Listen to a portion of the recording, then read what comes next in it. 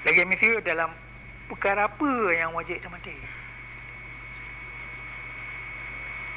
Dalam perkara apa yang hanapa tak mendang.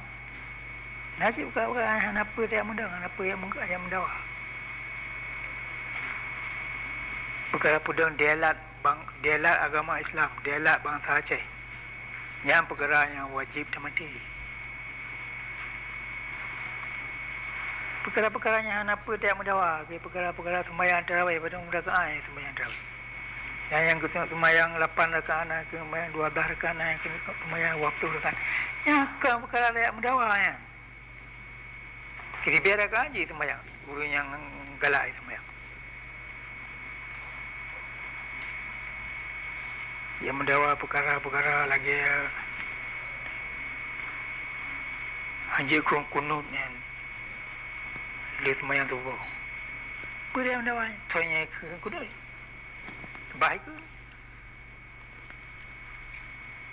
Ini bukan perkara dia pun ceribir umat. Tapi perkara Jawa ia ganto agama Islam dengan Pancasila inang gerwacanya tempat payah tak mudang.